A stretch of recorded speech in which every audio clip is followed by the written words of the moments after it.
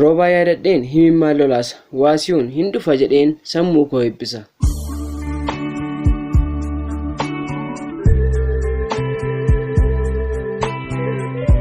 Ani maqaan koo Galaanee Dabalaan jedhama. Bakki dhaloota koo godina Horroo Guduruu Wallaggaa magaalaa Shaambuu yommuu ta'u, har'allee asuma magaalaa Shaambuu keessa buna jabanaa gurgureen jireenya koo dhiibaa jira. Haaluma kanaan bara jireenya koo keessatti wantoota hedduun dabarseera. Sababa harmeen koo fi abbaan koo du'aan narraa adda bahanii jireenya baay'ee hadhooftuu jiraadheen darbeera. Erga harmeen koo fi abbaan koo du'anii obboloota koo waliin sadii taanee walitti hafne. Ani obboleessa koo isa lammaffaa itti aaneen dhaladha. Hangafni koo maqaan isaa Waasiyuunidha. Inni lammataa immoo Roobaadha. Roobaaf Waasiyuun mana harmee keenya akka gurguree hirmaachuu qabnu irratti walii galan. Ani yaada isaaniitti walii galee mana harmee keenya gurguree hirmaanne. Erga hirmaannee booda Waasiyuun qarshii fudhatee iddoo inni dhaqe hanga har'aatti hin beeku. Galagalees asan jira jedhee hin beeku. Roobaan immoo dhukkuba onneetiin qabame osoo yaala hin argatiin du'aan narraa adda bahe. Ani qofaattan hafe bakki jireenya koo illee mana namaa kireeffadheen ture kan hin jiraadhu. Egaan erga Roobaan du'ee jireenyi ani jiraadhu anumaaf gaaffii ture. Barnoota koos barachuu dadhabeen kutaa salgaffaa gaheen kanan abdii dhabumsaan addaan kute. Yeroo sanatti waan hin godhu dhabeen sababa qarshii harkarraa hin qabneef mana namaa galeen hojjechuun filadhe. Hojjettuu mana namaa ta'een waggoota 4 ergan hojjedhee booda qarshii achitti walitti qabadheen mana bunaa banadhe. Osuma qormaan hin natti cimu buna jabanaa haala gaariin hojjechuun jalqabe. Hojii koo haaluma gaariin osoo hin dalagadhu jireenyi koo jijjiirama agarsiisaa dhufe. Gammachuunis natti dhagahamu jalqabe.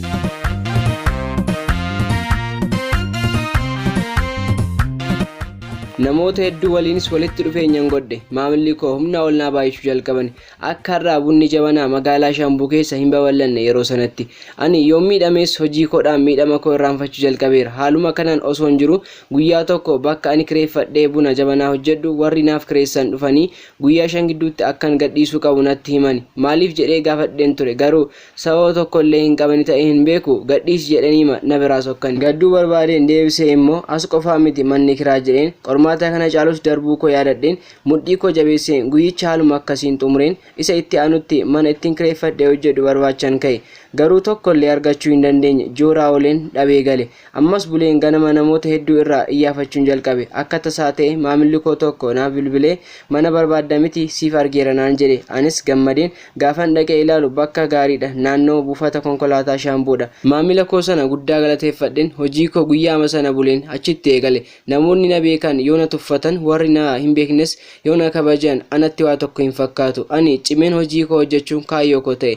Takka takka gaafa Roobaa yaadadheen himimmaan lolaasa. Waasiyuun hin dhufaa laata jedheen sammuu koo hibbisa. Garuu hanga har'aatti Waasiyuun dhufuu hin dandeenye. Ani dubara osoo hin ta'ee jiru dukkana keessa taa'een ifa arguufan abdii godhachaa jira. Waasiyuun ni dhufa jireenyi gadadoo kunis ni dabarti jedheen abdii hin kutadhu jabaadheen hunda dabarsuu qabaatti of murteesseen girraa hedduu keessa darbeen har'a gaheera. Jireenyi koo yoo hir'uunsaa baay'ates abdiidhaan bakka hir'uu sana guuteen hamma naaf danda'ame jiraachaan jira. Waasiyuun dabalaa jirta yoo ta'e lubbuudhaan ani obboleettiin kee Galaaneen har'allee si dheegaan jira.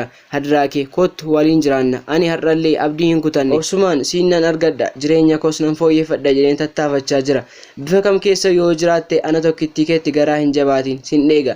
Bara jireenya koo keessatti waa hubadheera. Innis dadhabina caalu abdii fi obsa dhabuu akka ta'e hubadheera. Isinis abdii fi obsa qabaachuun fedha keenya qofaa ta'uu hin qabu. Dirqamas malee yoo obsine biiftuun ganamaa bahuun ishee hin ooltu. Anis yaada kana qabadheen jira.